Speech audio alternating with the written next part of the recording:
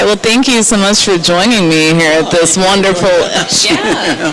Can you talk to me a little bit about the FEND movement and the whole launch? I think it's an Absolutely amazing thing that you guys are doing. Yeah, it's kind of it's organically kind of come together so quickly. I mean, we were talking about how our first meetings weren't really until about sometime right before Christmas, and then you have to pick up after the holidays.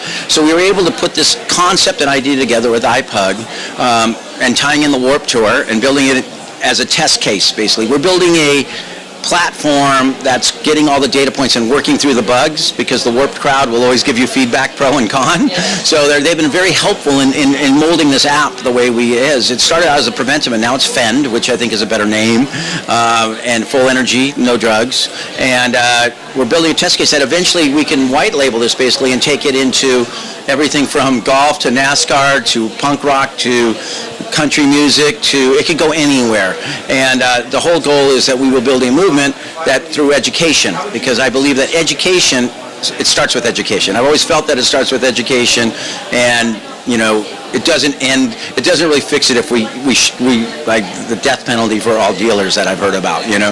That doesn't really fix things. We have to educate people what an opioid was. Opioids came from pharmaceutical companies that we should trust, doctors who prescribe them. There's a lot of debate right now, but you know what?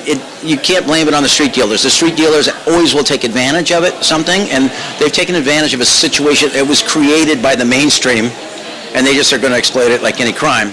So we hope through education, I guess similar to what Truth did with the smoking campaign, we think FEND using technology and gamification, because everyone likes to play games. It's not a game, but you use gaming to reward people for learning. And that's just kind of where we're at as a society. We all like to gather our points for whether it's going to a restaurant or gas, we get cheaper gas, or a grocery store. So if we can create this and incentivize people to continue to learn through games, why not? Absolutely. I think, too, that's the perfect way to reach the youth now. I mean, everyone has a cell phone in their hands. It's like the electronic handcuff all the time. So is that kind of what led to that idea? Yeah, and my mistake was always thinking that people were working on their phones, because that's all I ever did.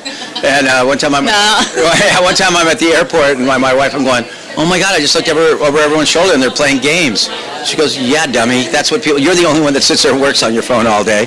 So if people are willing to take that time to break away from that game to learn, and we can reward them, and we can bring people from our community. We've had a lot of artists already sign up with the Warp Tour, everyone from Real Big Fish to bring Black Veil Brides, Census Fail, the artists. It's an easy way for artists to help.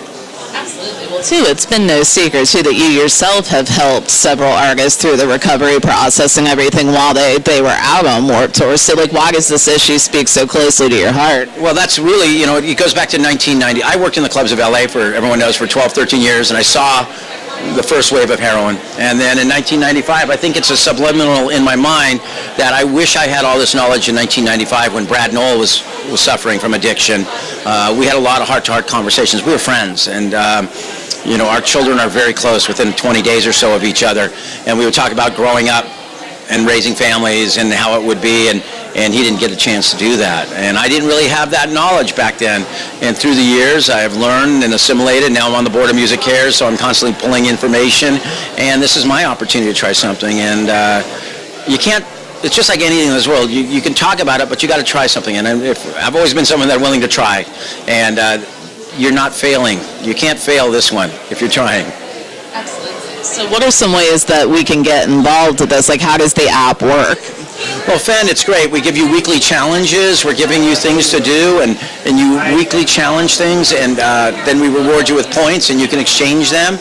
We're also going to be launching very soon how to, the community that downloads the most zip codes, the most people in a zip code, I'm going to come to your neighborhood and produce a house party or backyard party for you. Oh, that's so cool. And have one of the Warped acts join me.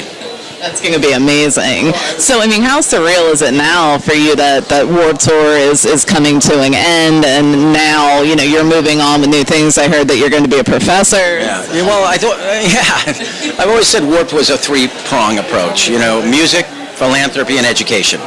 We've educated bands, brands, crew people, the brands that have broken out there. It's always been a place for that. And for me, to be honest, I think the music side of it, the industry side of it, there's a lot going on, and I think it will come out as a healthy industry. But I feel that I need to concentrate my energy on the education and philanthropy side. There'll always be a music component, but it can't be driven by music. And Warped was always driven by music, and we brought everything with it. I'm going to try to reverse engineer that and drive my next movement through philanthropy and education. So I know it was mentioned that this was like the last, national tour. Do you think we'll ever see any other incantation of Warped Tour, possibly, in just various cities as a one-off or that kind of thing? Well, for the 25th anniversary, we'll be doing a few things. We got the Rock and Roll Hall of Fame opening.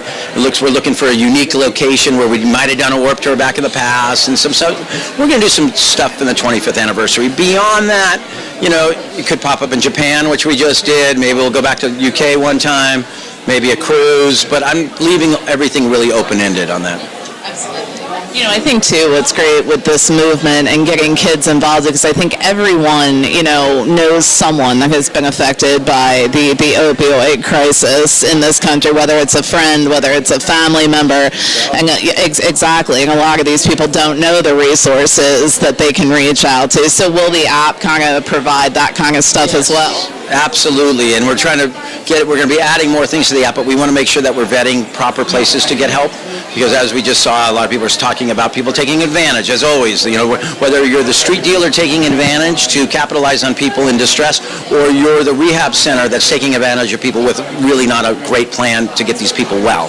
So we don't want to be out just blanketly recommending things, but we will be adding things once we feel that they're relevant. So once you get the footing, everything in place, that's absolutely it. Adding things. And then there's another phase to this that we're looking that will move this into the recovery world. And this could be a great tool in the recovery world with a few tweaks. That's what I was going to ask, too, whether there was anything for people that were in recovery, after the education process. At this point, it's going to be education. And in the future, we're going to be looking towards the recovery side. Absolutely. It all depends. It all comes down to how well we do this summer on Warped Tour.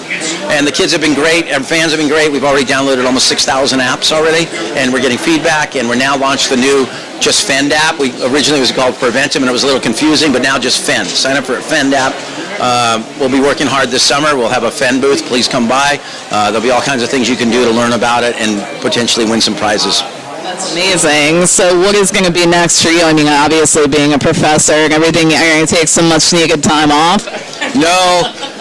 First class is, I think, 8 days after the last day of Warped Tour. Oh, my God. It might be 10 days, but it's like 10 days afterwards. What are you going to be teaching? It's probably going to be focused on, I'll have a live events class, maybe a philanthropy and music, maybe the history and where music's going in technology, things like that. I actually have a call on Friday afternoon to kind of go over what classes they're thinking about. That's awesome. Well, I want to thank you so much for taking a few minutes to speak with me. We're so happy to be here, and we certainly support the new movement. And All right, thank you very much. Have a great night.